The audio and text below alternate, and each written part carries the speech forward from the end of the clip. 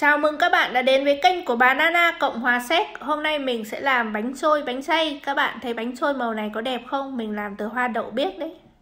Bánh trôi bình thường là màu trắng nhưng thỉnh thoảng biến tấu một chút thì cũng vui mắt mà không ảnh hưởng đến mùi vị. Bánh xay của mình thì cũng thơm mùi lá nếp bởi vì mình rất là thích lá nếp. Và chè đường thì mình cho đường đỏ cho nên là màu nó như thế này. Bây giờ mình sẽ thử một viên bánh trôi nhé. Trông nó đẹp như là một viên ngọc vậy. Nó rất dẻo, bề mặt hơi bóng giống như là bánh su xê. Viên đường ở trong vẫn còn nguyên chưa chảy. Lại nhớ đến câu thơ của bà Hồ Xuân Hương về bánh trôi ví như người con gái. 3 chìm 7 nổi mà vẫn giữ được tấm lòng son. Viên đường ở đây tượng trưng cho tấm lòng son phải không các bạn? Sắn một miếng bánh chay thử xem nào. Bánh chay dẻo quánh, đỗ ở trong mịn và bùi. Nhân và chè đường cùng chung một độ ngọt vừa phải, không ngọt quá. Bánh đặc còn chè thì hơi loãng một chút, kết hợp với nhau rất hoàn hảo và thơm mùi lá nếp. Các nguyên liệu gồm có đỗ xanh, cà vỏ và đây là túi hoa đậu biếc khô, đường phên, tinh bột khoai tây, bột sắn và bột nếp. Đúng kiểu các cụ làm ấy thì là không cho tinh bột khoai tây mà chỉ là bột gạo tẻ. Nhưng mình cho tinh bột khoai tây thì mình thấy nó dai cũng ngon. Bột nếp thì mình có một túi nguyên và một túi dở, thì túi nguyên thì mình sẽ làm bánh trôi, còn túi dở mình sẽ làm bánh chay.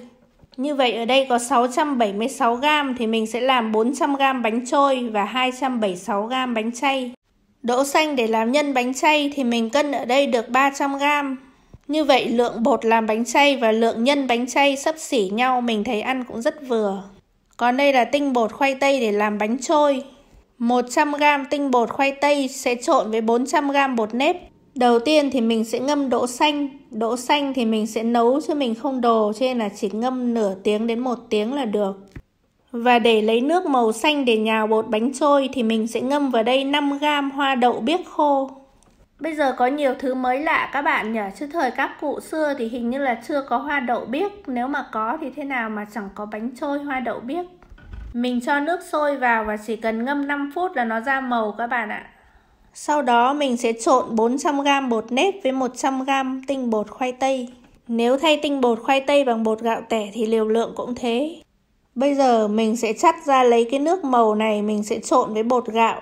Lúc này nước vẫn nóng già các bạn ạ, chắc là phải 80 độ.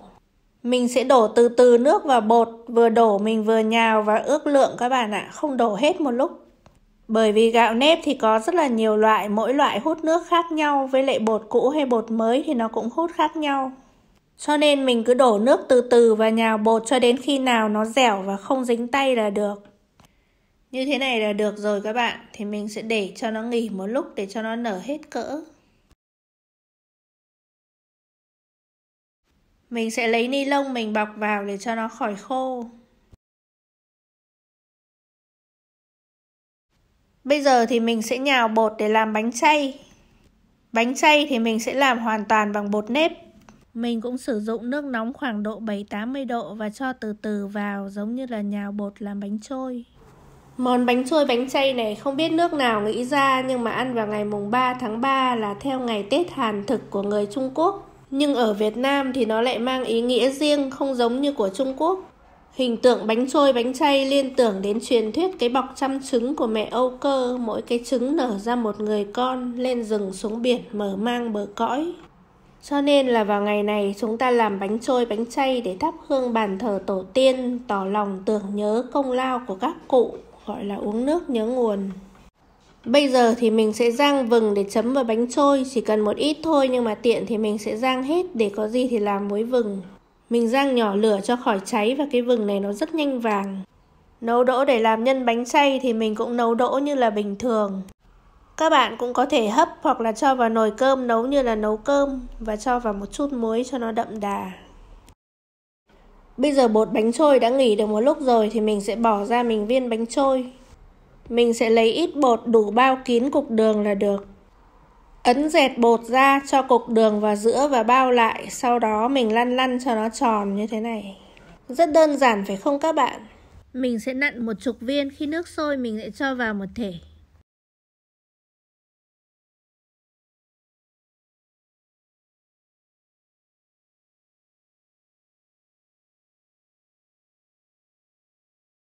Bây giờ khi nước đã sôi mạnh, mình thả nhẹ nhàng từng viên vào. Tránh thả ào vào một lúc làm cho nước nguội đột ngột sẽ bị bở bột và vỡ bánh. Thân em vừa trắng lại vừa tròn, bầy nổi ba chìm với nước non. Sau mấy lần nổi mấy lần chìm thì cuối cùng nó đã nổi hẳn lên và lúc này mới là bánh đã chín. Mình vớt ra thả ngay vào bát nước lạnh để cho mặt bánh nó săn vào và nó cũng không bị dính. Các bạn thấy là bột sống màu nó nhạt như thế kia mà khi chín vớt ra thì màu nó xanh đậm đẹp như thế này. Một yếu tố quan trọng nữa là tỷ lệ bột nếp và bột tẻ hoặc là bột khoai tây phải chuẩn. Nếu pha nhiều bột tẻ hoặc là bột khoai tây quá thì bánh sẽ cứng không dẻo. Mà nếu pha ít quá thì bánh sẽ dính và xệ xuống không được tròn đẹp. Thì mình thấy là 400g bột nếp cộng với lại 100g bột khoai tây là rất là vừa.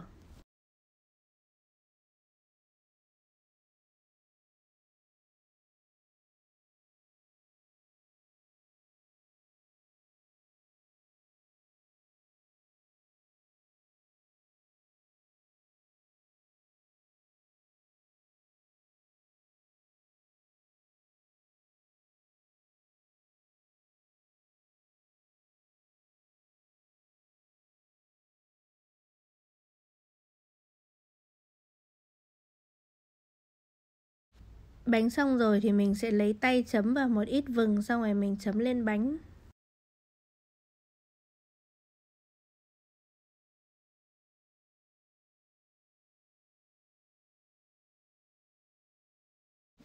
Chừa lại một nửa đĩa không chấm vừng để dành cho ai không thích ăn vừng.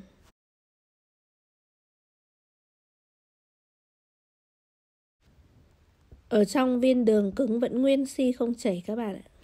Nếu mà muốn chảy đường thì để tủ lạnh xong hôm sau luộc lại thì nó sẽ chảy. Nhưng mà khi ăn thì phải cẩn thận, không có cắn một cái thì nước đường nó nóng bỏng ở trong. Làm bánh trôi xong thì cái đỗ nó cũng vừa chín. Mình sẽ rúc ra bát một ít hạt đỗ chưa dầm để chốc nữa mình sẽ rắc lên mặt bánh chay. Nhưng mà lúc này mình đã quên cho nên là mình dầm hết cả ra. Khi mình dầm đỗ nát rồi thì mình sẽ cho vào cái chảo và mình cho đường vào để mình trộn với đường. Mình sẽ cho 3 gói đường vani vào, mỗi gói 20g, vậy vị trí là 60g đường vani mình trộn vào. Lúc này thì mình không muốn ăn nhiều đường cho nên là với bạn khác có thể thấy hơi nhạt thì cho thêm đường. Nhưng mà với mình như này là rất vừa. Xong rồi mình nắm thành những viên tròn tròn nhỏ nhỏ như thế này. Đây là lá dứa đông lạnh thì mình cứ mua sẵn, thế xong rồi thỉnh thoảng mình lấy ra một ít mình dùng. Cho vào máy xay sinh tố cùng với một ít nước xong rồi xay ra và mình lọc lấy nước.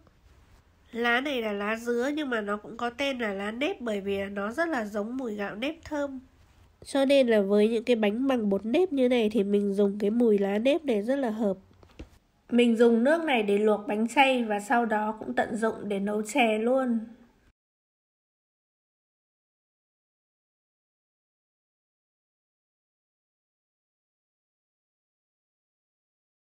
Nhân bánh chay thì mình nắm được 16 viên trên là bột, mình cũng chia cho nó thành 16 viên bột. Bột bánh chay này thì dẻo lắm các bạn ạ, toàn là bột nếp mà, không pha tí gì.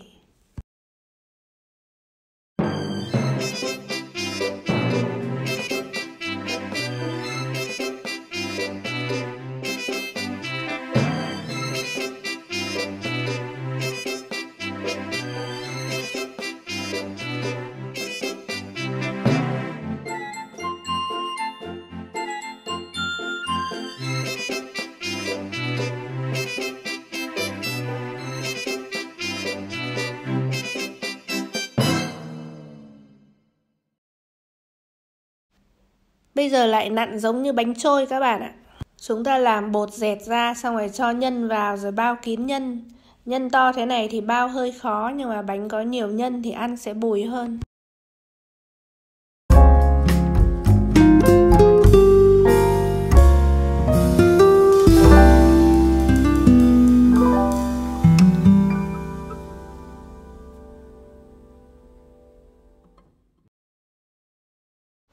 Khi nước sôi mạnh thì mình sẽ cho bánh vào luộc.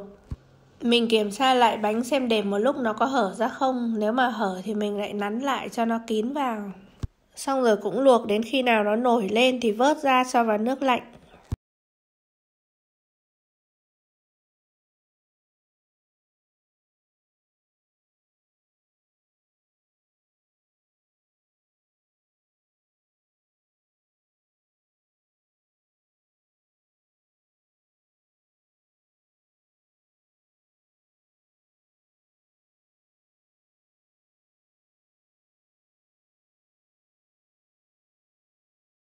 Cho vào nước lạnh ngâm 1 tí, thế xong rồi vớt ra, cho vào mỗi bát 2 viên các bạn ạ. Các bạn có thể cho 1 hoặc là 2 hoặc là 3. Ăn 2 viên thì vừa phải, hơi thòm thèm, chứ ăn 3 viên thì thành ăn no mất. Chúng ta lại nặn bánh tiếp rồi cho vào luộc. Các bạn nhớ bao kín cái nhân, không có thì nước nó sẽ vào nhân.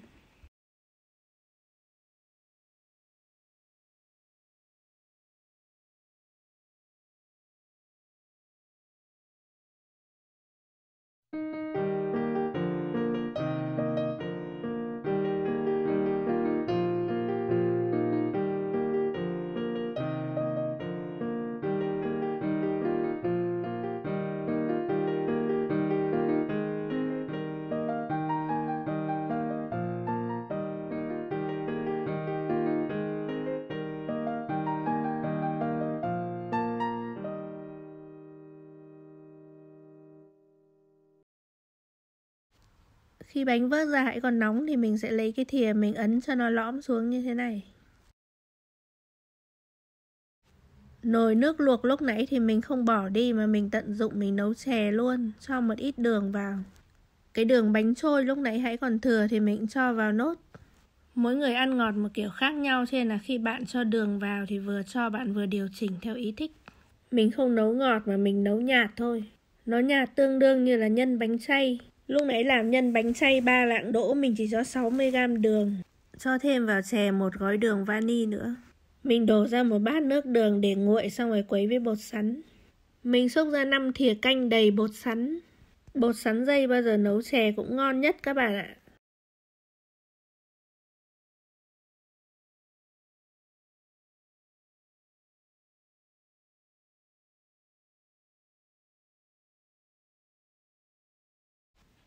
Quấy cho tan bột sắn dây ra xong rồi mình sẽ đổ vào nồi.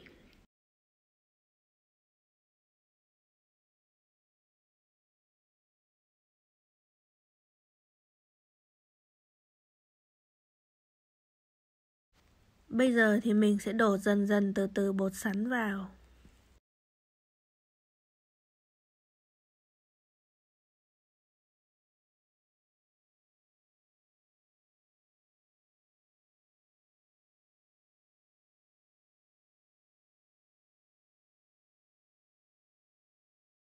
Nồi nước này đã có 1,9 lít nước. Mình đã cho 5 thìa canh đầy bột sắn, khoảng 100g đường mía và một ít đường bánh trôi và 1 gói đường vani nữa.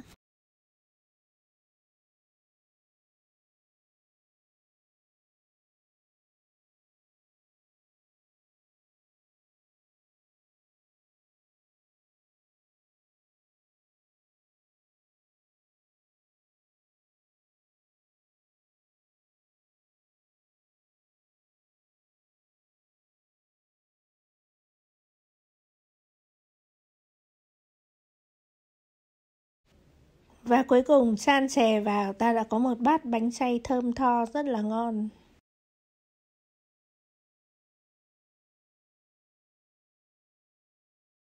Công đoạn cuối cùng là rắc những hạt đỗ hoa cau lên trên bánh chay cho nó đẹp.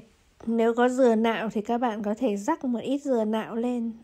Và đây thành phẩm bánh trôi hoa đậu biếc và bánh chay mùi lá dứa, mời các bạn nhé.